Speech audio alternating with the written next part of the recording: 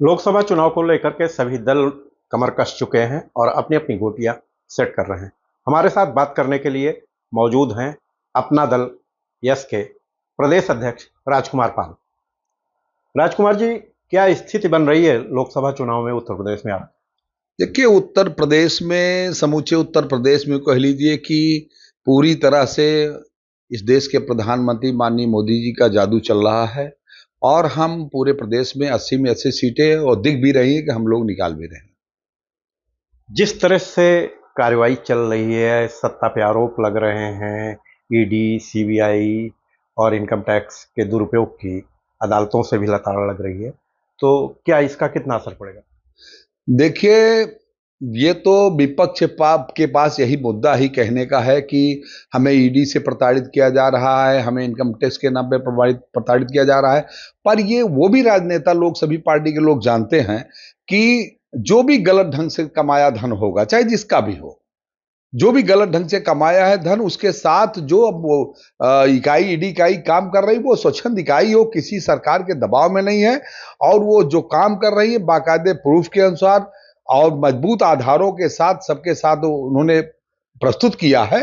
अब वो राजनेता लोग उसका जवाब दें और चुनाव के दरमियान में अगर ईडी का ऐसा कुछ विपक्ष कहता है तो एक तरह से हमें मानते हैं कि उनके पास न कोई मुद्दा है, न उनके पास कोई अपना एक ये है कि हम चुनाव कैसे लड़ें।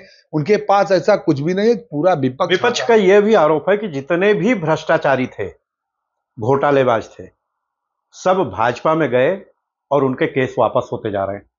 देखिए, ऐसा है कि जो आज विपक्ष आरोप लगा रहा है कि भ्रष्टाचारी भाजपा में चला गया तो शुद्ध हो गया, यह बिल्कुल गलत है। ये जितने लोग आरोप प्रत्यारोप लगा रहे, ये भी कांग्रेस से पहले जुड़े रहे, कांग्रेस में रह के भ्रष्टाचार पैदा किए और खूब जम करके लूटा है। वह दूसरा दल खड़ा करके ये लोग जो रच रहे हैं, ये सब बिल्कुल गलत है। भारतीय जनता पार्टी अपने मुद्दों पर चुनाव लड़ रही, अपने विकास पर, अपने सबका साथ, सबका विकास, सबका विश्वास के लेकर के चुनाव लड़ रही है। क्या अपना दल का भी विकास हुआ है?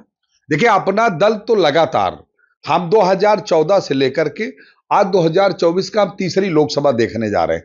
लगातार भारतीय जनता पार्टी के साथ, मजबूती के साथ हमारा अपना दल यस खड़ा है। हमारे अपना दल यस की मुखिया, हम सबकी नेता माननीय श्रीमती अनुप्रिया पटेल जी, जो केंद्रीय वाणिज्य उद्योग राज्य मंत्री भी भारत सरकार में भी है। लगातार हम लोगों ने मिलकर के काम किया, ईमानदारी से किया है। कितनी सीटें मिली हैं? देखिए, अभी तक जैसा कि हमारी नेता के द्वारा है या लोग जो प्रेस विज्ञप्ति में आता है, अभी हमारी सीटें पूरी तरह से क्लियर नहीं है, इसलिए कि हमारा चुनाव, हमारे दल का प्रभाव ये सब जो ज्यादा पड़ता है तो तीसरे, चौथे, पांचवें, छठवें, सातवें राउंड में पड़ता है। बहुत जल्द ही हमारी सीटें जो भी है वो क्लियर हो जाएगी। कितनी सीटें क्लियर होंगी? जो भी होगा 3-4 सीटें होंगी, वो क्लियर हो जाएगी। अभी तक केवल मिर्जापुर क्लियर हुई है और कोई? अभी मिर्जापुर है, सोनभद्र है। हमारे दोनों सांसद तो ऑलरेडी है ही हैं और वो दोनों हमारी सीटें तो है ही है।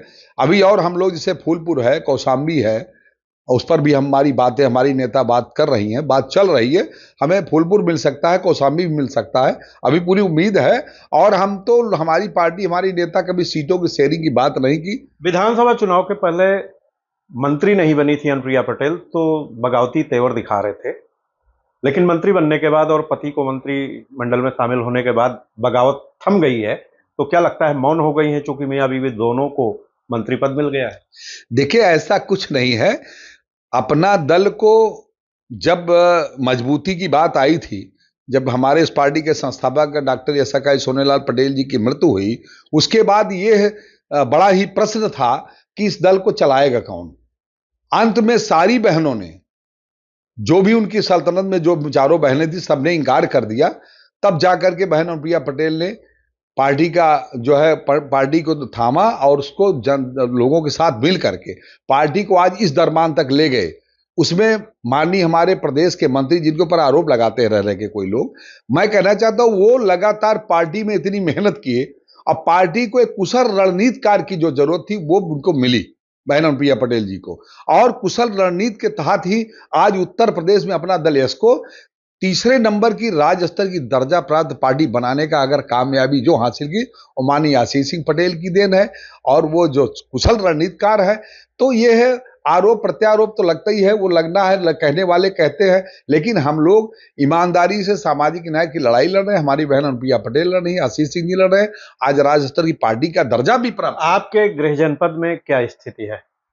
देखिए, हमारा जो गृह जनपद है लगातार 2014 से, इसके पहले तो कई बार कांग्रेस की सांसद रहे हैं लोग, कांग्रेस सांसद रही, राजकुमारी रत्ना सिंह रहे, राजा दिनेश सिंह रहे, बहुत सारे लोग रहे। सबसे ज्यादा अगर इस जिले पर शासन किया है तो सांसद के रूप में तो कांग्रेस ने ही किया है।